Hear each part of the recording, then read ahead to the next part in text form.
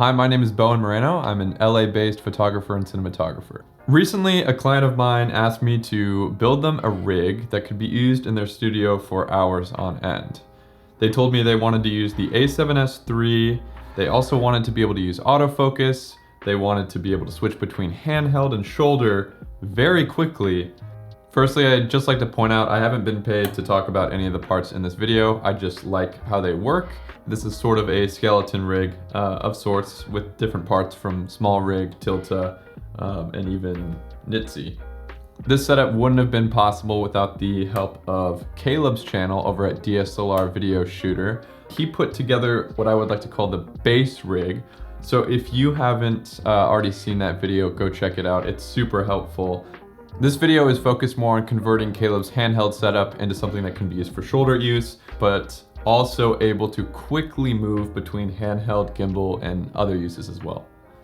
This rig is awesome because it's almost completely toolless. You don't have to pull out your screwdriver. You don't have to carry around any Allen keys. Once you get this thing put together, everything is built within a nice quick release ecosystem.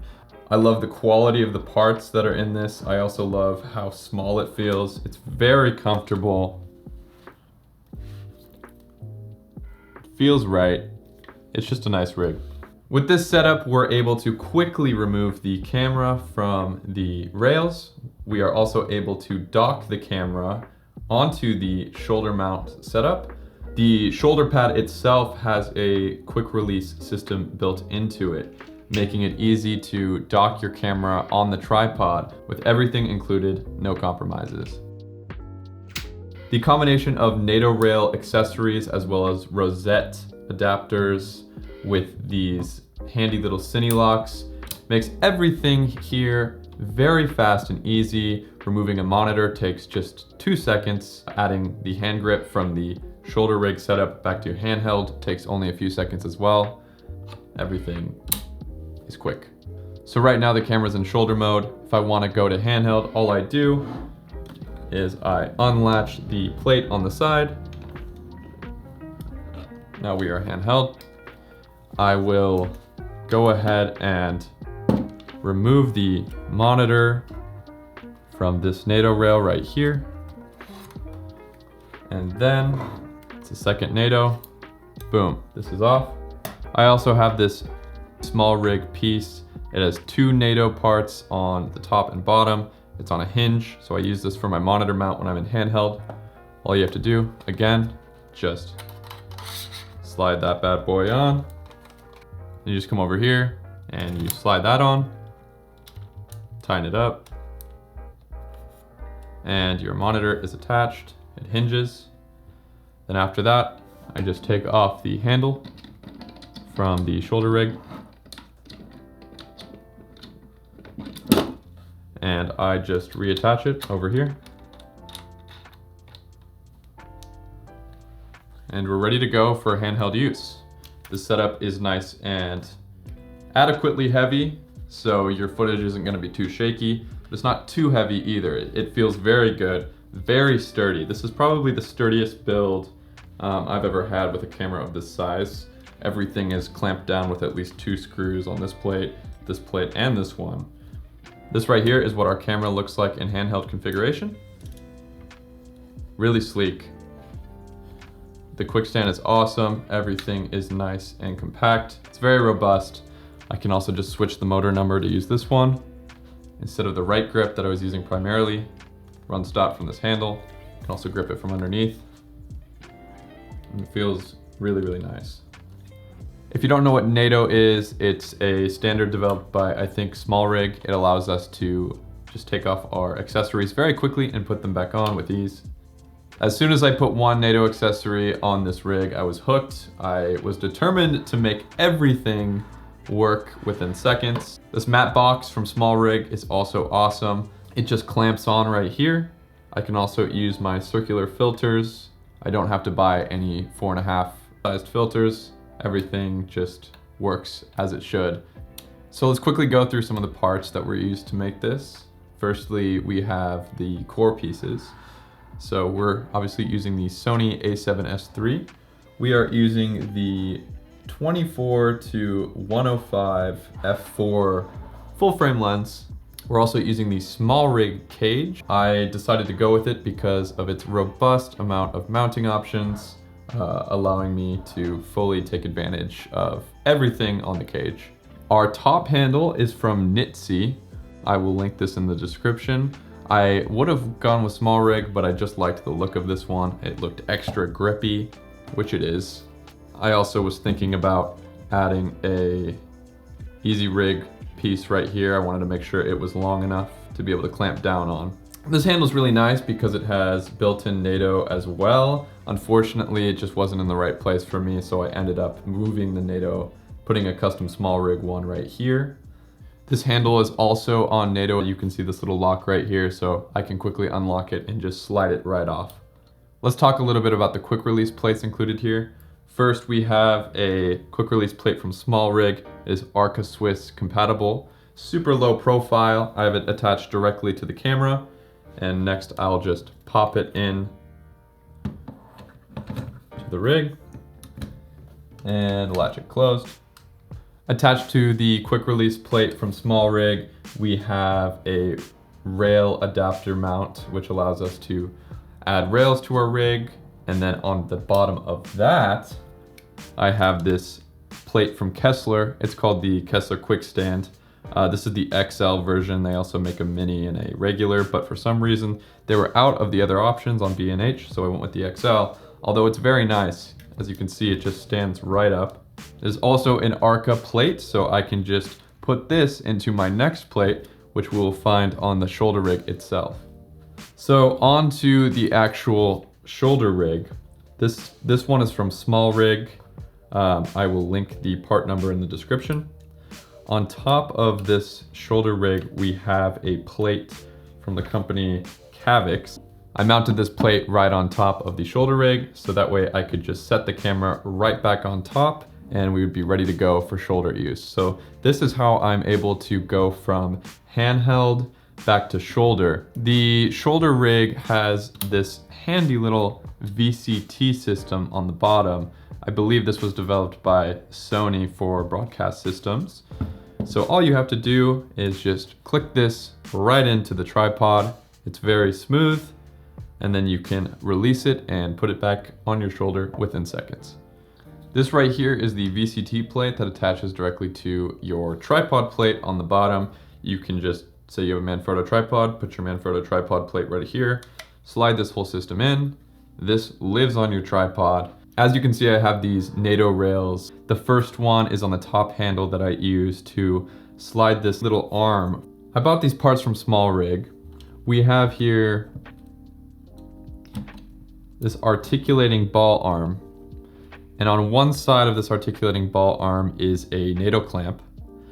And then on the other side, I have the same thing going with my Atomos cage that has NATO rails on the top and bottom. So everything's able to slide on and off. Now, this middle piece here is a nice little rod that I bought. I can link the part in the description. I believe it's used for underwater housing, but all you have to do is unscrew these articulating ball arms, put the piece directly in the middle of the two, and you're able to have this really nice articulating system. I have 15mm rods throughout the system. The first one, I bought this part from Small Rig that allowed me to tie down this rod mount to the side of the cage. I believe this is a 2.5-inch rod, and I attached the Nucleus M to it. We also have the same system on the top. We have the same part from Small Rig that allows us to attach a rail. Then I got this rosette adapter from Small Rig. This allows me to remove my side handle from the shoulder rig position to move it into my handheld setup very easily. On the VCT shoulder rig, it includes a section where you can attach 15mm rods, although I opted not to do that. I decided to keep my battery attached to the rods mounted to the camera base plate so that I would be able to quickly switch between handheld and shoulder without having to move my V-mount. The VCT plate also has rosettes On the left and right, I have these arms that I had to buy separately from a small rig.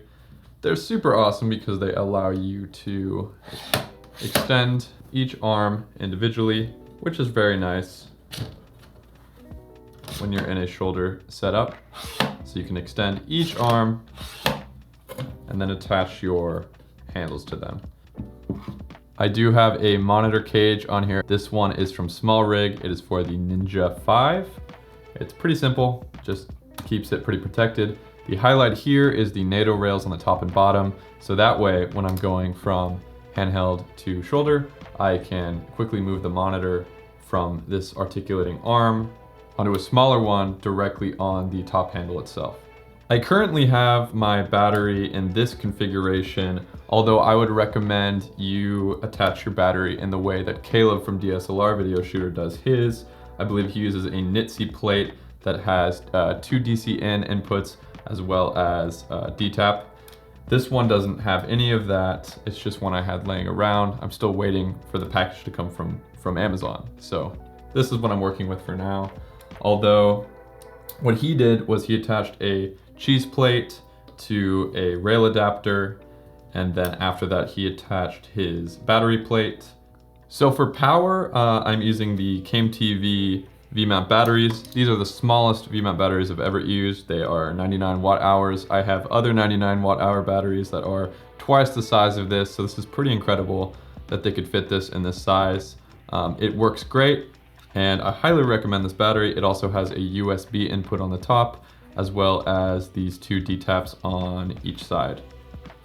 Unfortunately, it doesn't have an LCD, which would have been nice. For the price, you can't beat this battery. It's really great. For accessories for wireless follow, focus, and zoom, we went with the Nucleus M. I would say it's a bit overkill for this build. You could probably get away with the Nucleus N. Although the Nucleus M is very nice because of these handles. We actually bought the partial kit that comes with the 2 handles and 2 motors. So the way that this rig is being used is everything is autofocus for the show, but they wanted to be able to wirelessly control the zoom from the handles, as well as start and stop the camera. So these handles are capable of run stop. You can hit this little record button in the front. It's very nice. And then it does have the zoom toggle right here that I can just zoom the lens in and out. So I really, really like that. I found it super convenient. They can be powered straight from the V-mount in the back. They can also be powered from the batteries that are not included, so make sure you buy those separately.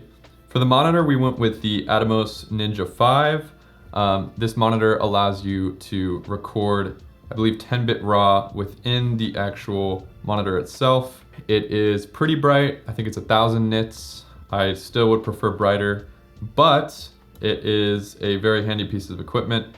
It has all the fancy features you'd find out of the Atomos line. You can use false color, LUTs, frame guides, all that sort of stuff. And it does output 4K 60. And again, all I have to do, slide it in there, lock it off, no tools required. Let's talk cables. So I have this Cable Matters very slim HDMI cord that I use for the Atomos. I would recommend a right angle cord, however.